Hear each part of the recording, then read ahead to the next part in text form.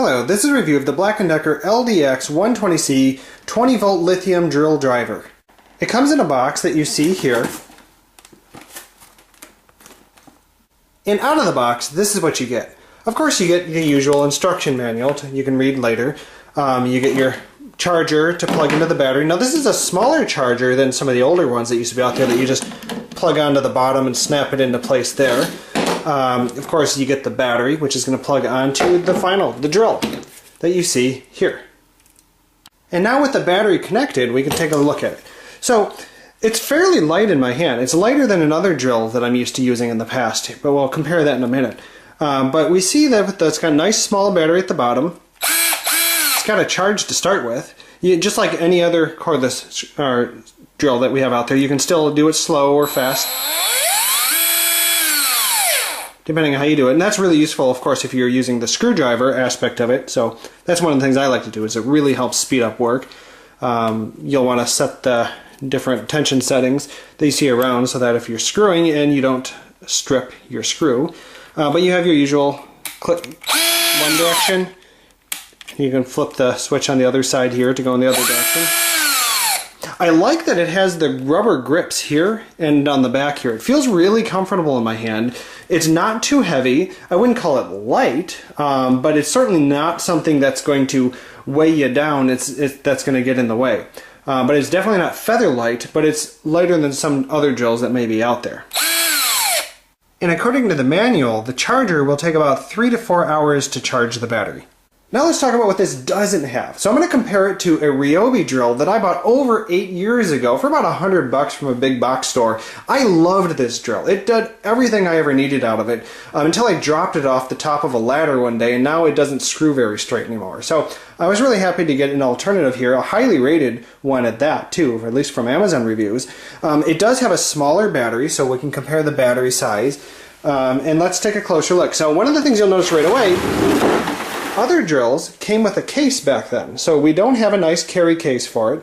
So it came with a case. Other ones here come with other accessories and attachments. The chargers were much bigger. I mean, look how nice and small this charger is. So if you're going to, throw it in your trunk, go on a small job that you might have, or just around the house, it's nice that you can throw this in a drawer.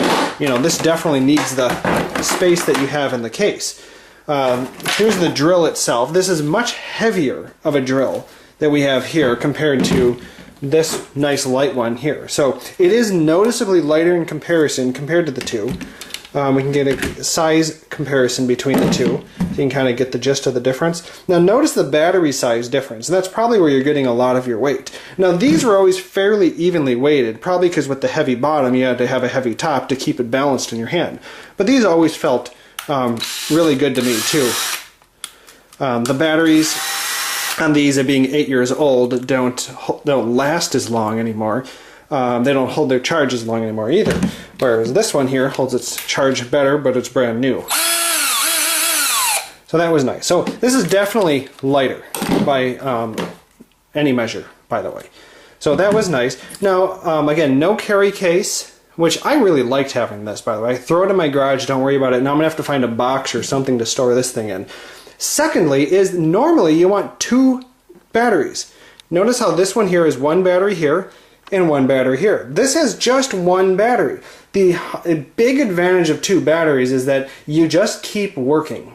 When one battery runs out, you throw it on the charger and continue using the other one. So I always keep the one that's connected to my flashlight over here charged up. Now again, this doesn't hold its charge like it used to long ago, but it's always ready to go. And by the time the second one wears out, the other one's already been charged up again. So that's been really nice. Otherwise, you're done until this thing charges again. Now supposedly, these new lithium ones are going to last longer and don't have memory effects and don't have other problems that batteries used to have, and so on and so forth. And supposedly this one is going to run at nearly full speed until it ends. When it's out, it's just going to die. Whereas these start getting slower and slower and slower. It's nowhere near the speed that it used to be. You can just start to get the feel for when the battery's going, and then you would do that. Whereas this one's supposed to just run longer and then just stop.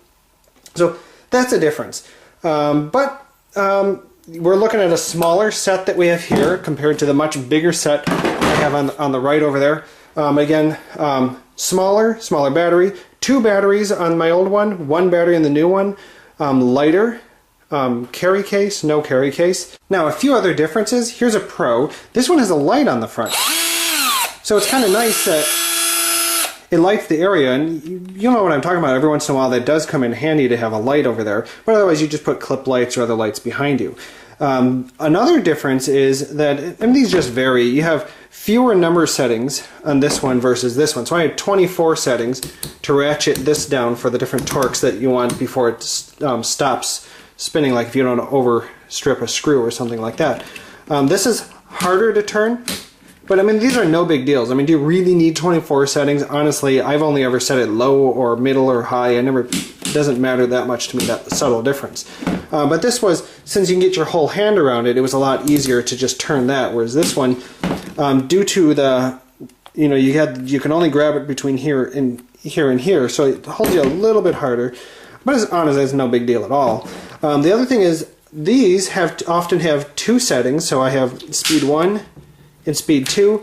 This one had no such general settings. This just has one direction and another direction.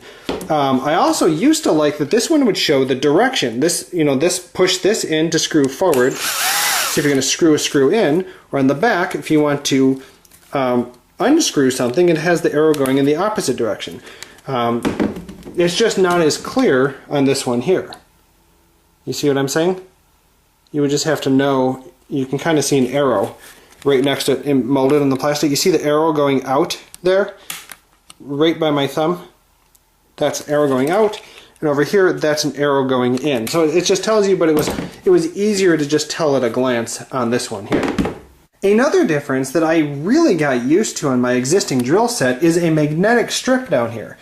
I can't tell you how useful this is. When I go up on a ladder and want to be able to just throw magnetic things on here, if I had my screw, right, that's what happened, right, it was so nice that you could just I'd bring up like 5 or 10 screws. Like I was recently putting some armored cable around in my garage, and that's exactly what this is for. I can just leave this on with a whole bunch of these. I carry this up on a ladder, and I can connect multiple sections at a time.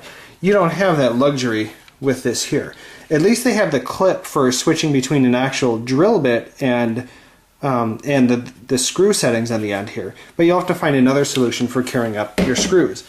I'm sure there's other solutions out there, but I really got used to that. For me, when I was considering these, that was the biggest drawback that I wasn't quite sure about with getting this one here is I use this magnetic portion all of the time.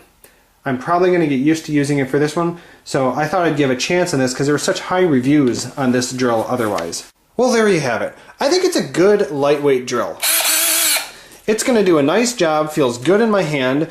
I'm going to, of course, miss the features that were on my old drill set that aren't on this set here. Again, remember, number 1 is no magnetic strip. Number 2 is only 1 battery. You can buy more. They're kind of expensive.